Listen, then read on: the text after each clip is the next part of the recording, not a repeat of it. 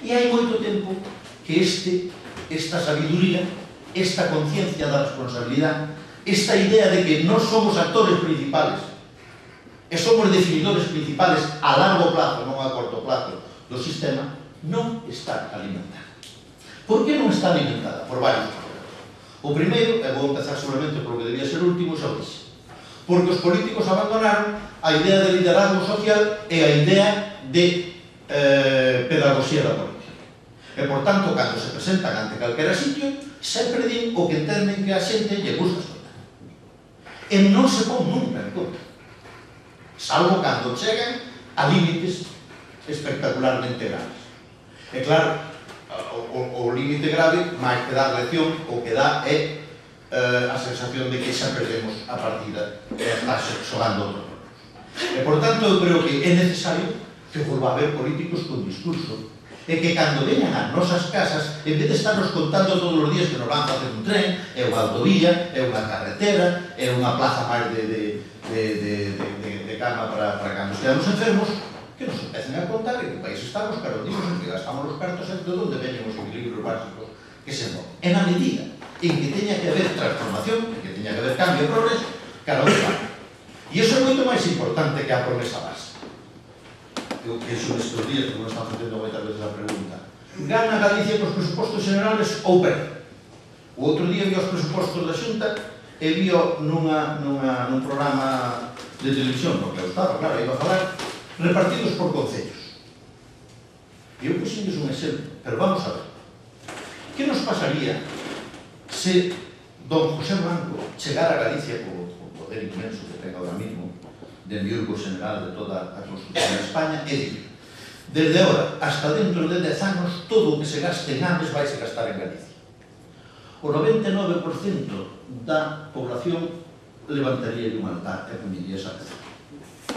Eu diría, Dios mío, nunca chegaremos a Madrid en AVE. Eso sí, podremos dar voltas todas as que queiramos alrededor de nós mesmos. Por qué? Porque para que o AVE chegue a Madrid ou a Barcelona, algo máis da mitad do coste ten que se invertir fora de Galicia. Porque o presuposto general ten lógica general. E pode que unha inversión moi grande en Castela faga que os únicos beneficiarios seamos nós. Ou pode que unha inversión moi grande no Concello de Teo ou no Concello de Bertamirán, de Ames, sexa o principal beneficiario sea a población de Santiago. Se non somos capaces de ver isto, non entendemos nada e non sabemos reaccionar ante ese asunto.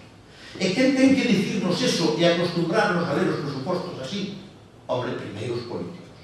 Primeiro os que están facendo eses instrumentos e que teñen a capacidade de explicar. E isto non o fan, e por tanto cada vez, a medida que o mundo se globaliza, non somos cada vez máis paletos no sentido político. Estamos preocupados absolutamente de nós. Se nos analizamos con esta perspectiva, por exemplo, o modelo de infraestructuras de Galicia é unha aberración xeral. Por qué? Porque é a suma de proxectos locales. Pero non é un modelo de comunicación xeral. E, por tanto, é enormemente costoso e enormemente ineficiente. E isto é unha falta de política e huir sempre detrás da xente. E eu creo que isto é un grave, o principal mal, era o peor dos máis degradados dos sistemas que decía Aristóteles, é a demagogia. É ir detrás, ir diante da xente para que xente vai detrás de ti.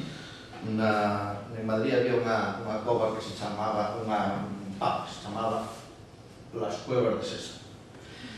Pasábase por ser un pouco intelectual, e ahora nos tempos en que eu estaba estudiando, cando un quería ligar algo, tan sempre, cando xa podía invitar e xa lle acompañaba, invitaba a tomar algo nas Cuevas de Sésamo.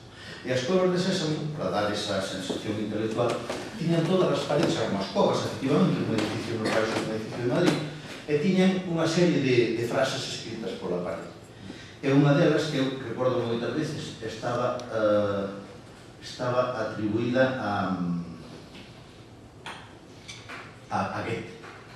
Goethe, como se metía en todo, eu creo que é unha persona moi boa para atribuirte calquera cousa. Escribía de mineralogía, de literatura, de arte, de todo. Supoño tamén escribir eso. E a frase a mí me parece genial. Si quieres que las mujeres te sigan, camina delante de ellas. Pues yo creo que esta es la perspectiva fundamental da política actual, para que todos vayan con nosotros, nos caminamos diante, se les giran, nos giramos, se les paran, nos paramos, e al final explicamos eso como el pueblo nos está así. Unha gran diferencia. O segundo gran problema é o sistema mediático. O sistema mediático ten que ser plural, ten que ser libre e ten que ser inteligente. Creo que hoxe en día non é ninguna das tres cousas. O sistema mediático medido en España está atrincherado como a política e, por tanto, dun lado son vos todos da dereita, do outro lado son vos todos da izquierda, non hai ningún intercambio de ideas, nin de sensibilidades, nin de nada, onde se encontre o que realmente parece, por esencia, unha actividade intelectual, unha desgracia. No noso lado, o sistema mediático é coxo, casi non ten esquerda, nin centro, e, por tanto, é moi difícil que con eso se poida construir unha cultura a medida de un país. E precisamente porque o sistema mediático está atravesando unha gran crisis que ven dos cambios tecnolóxicos e dos cambios de dimensión e, por tanto, en certa medida da globalización, estamos ante unha crisis enorme que, entre outras cousas, ten como resultado o enroque dos medios sobre si mesmos e unha falta grande de flexibilidade, de liberdade. Non está ben que diga eu, non me considero, digamos, condición, pero en términos generales o sistema mediático é fundamental, ao fin e ao cabo é o foro ou a ágora da democracia contemporánea, aí onde nos encontramos no debate. E se o debate non se fai de tal maneira que en certa medida estemos todos con unha dimensión equilibrada, estemos todos con unha pauta inteligente, o sistema non é capaz de crear nada. E hoxe en día, nunha parte importantísima, ler a opinión, por exemplo, é como a chorar. E, por tanto, pois, temos aí outro grandísimo problema, que está na base de que todo este sin diagnosticar e que os ciudadanos se os este chamando constantemente a liberación de responsabilidades para pasar de anos. E a terceira dificultad é a carencia da presencia dos intelectuales na sociedade.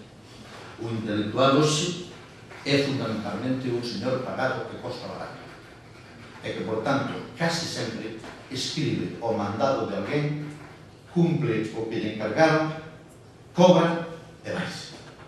Pero a gran crítica da sociedade e a gran construcción do futuro non está hoxe encomendada aos intelectuales. Pois moitas veces nos meus alumnos este sábado. Cando explicamos a Revolución Francesa ten tres períodos.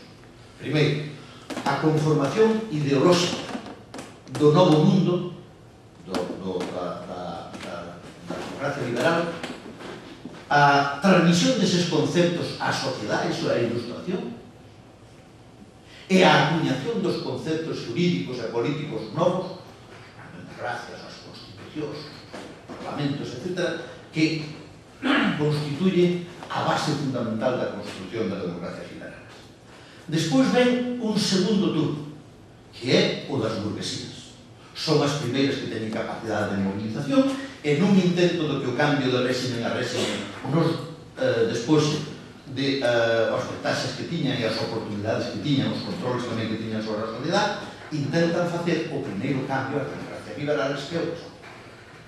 E finalmente ven as grandes masas detrás que terminan a obra que os liberales, as burguesías non foron capaces de terminar.